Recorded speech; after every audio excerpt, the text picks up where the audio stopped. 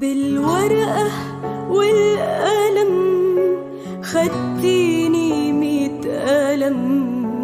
أنا شفت فيكي مرمطة وعرفت مين اللي اتظلم. السلام عليكم ورحمة الله وبركاته في حلقة جديدة من حلقات أحوال بلدنا، وطبعا معانا الأستاذ أحمد ماضي أمين عام محافظة المنوفية في حزب المحافظين. وطبعا أنا جاي النهاردة أتكلم معاه في أمر طبعا بيهم كل المصريين، ألا وهو طبعا انتخابات النقابات واللي بيحصل فيها.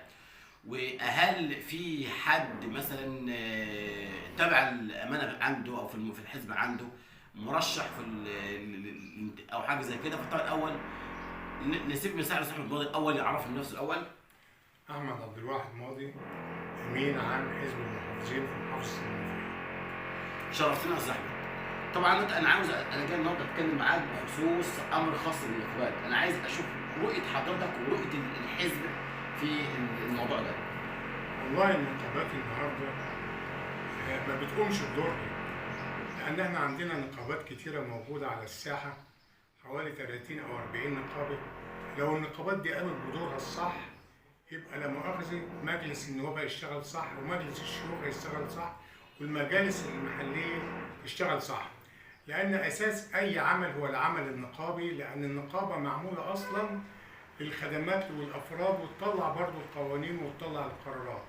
احنا عندنا النقابات تعتبر على مستوى جمهورية مصر العربية معظمها معطل، بيجمعوا اشتراكات من الإخوة والسادة العاملين في كافة القطاعات، وما بيعملوهمش الخدمات الصح ولا بيدوهم في النهاية المعاش اللي يساوي اللي هم دفعوه.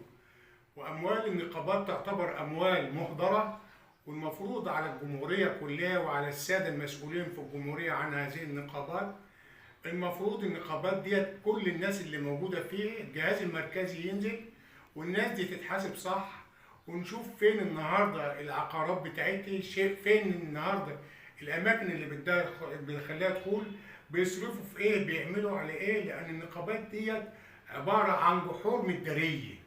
طب انا على حد علمي ان انا عمري ما سمعت ان حصل حاجه اسمها انتخابات نقابه. كنت دايما ابص اتفاجئ ان فلان اتعين نقيب عام على مستوى المحافظه او على مستوى الجمهوريه. طب ليه هل المقصود ان هم بيجيبوا حد معين عاوزينه، او اللي ماسك مش عاوز يسيبه، ولا وضع ايه بالظبط؟ والله لما اكون راجل قوي وشغال في مكان معين، المفروض كل اللي يبقى حوالين مني يبقوا اقوى مني عشان نقدر نرفع المكان. لكن لما ابقى راجل ضعيف وخايف وراجل مش مظبوط، هجيب ناس ضعفاء عشان اداري على الحاجات اللي مش مظبوطه اللي بتحصل عندي داخل النقابه. فاحنا النهارده يفترض احنا النهارده زي ما احنا شايفين كلنا الوضع بتاع البلد وحال الاقتصاد بتاع البلد وحال البلد عامه، المفروض يبقى فيه شفافيه في كل شيء، ما يبقاش فيه تعتيم. يعني على سبيل المثال تطلع النهارده كشوف النقابات كلها تبقى موجوده بارقام الجمعيات العموميه، اللي يترشح نفسح له المجال، الراجل اللي عنده فكر يقدر النهارده بالنقابه معينه يقدر يتفضل يدخل. كل واحد فعلا يرسل الراجل اللي هو كويس عن نفسه، عشان نقدر في النهايه ننهض بكافه القطاعات اللي في الدوله، اللي هتترجم الكلام ده في صوره خدمات تقدر النهارده تأدي دورها على مستوى جمهوريه مصر العربيه كلها. لان مجلس النواب او مجلس الشعب هو دوره التشريع والقوانين والقرارات، لكن النهارده طب بقيه الناس دي تشتغل ازاي؟ يبقى الدور على النقابات، لان في كل المصالح في كل الوزارات لها نقابات، وهذه النقابات تعتبر نقابات مطموسه ما حدش يعرف عنها حاجه، مداريه لفئه معينه بيستفيدوا منها. وده الخطا اللي موجود النهارده بتاع كافه الاجهزه الرقابيه. لابد تنزل وتفتش وتشوف الدفاتر وتشوف الاماكن وتشوف كل حاجه عن النقابات دي، وتشوف دورها وتشوف بتقدم دورها ولا لا، بتقدم للناس من رعايه صحيه لرعايه اجتماعيه لمرتبات لمعاشات لفسح، كل الحاجات دي مسؤول عنها النقابات في كافه القطاعات، ولكن بيحصل عليه فئه معينه اللي هي موجوده حوالين الرئيس بتاع رئيس النقابه او النقيب والجماعه ال 10 15 واحد اللي معاه. طيب انا عندي سؤال تاني. انا طبعا عرفت ان الحزب مرشح الاستاذ سعيد ماضي كنقيب عام للتطبيقيين. عاوز اعرف ايه دور الحزب في دعم الاستاذ سعيد ماضي؟ الاستاذ سعيد ماضي من الناس الكفاءات اللي موجودة عندنا كانت في التربية والتعليم، وهو النهارده إن شاء الله ماسك أمين عام الحزب عندنا في وسط مركز وسط. أستاذ سعيد ماضي اشتغل حوالي 30 سنة أو 35 سنة في التربية والتعليم، مشترك في نقابة التطبيقيين، ونقابة التطبيقيين من النقابات الكبيرة اللي موجودة على مستوى الجمهورية.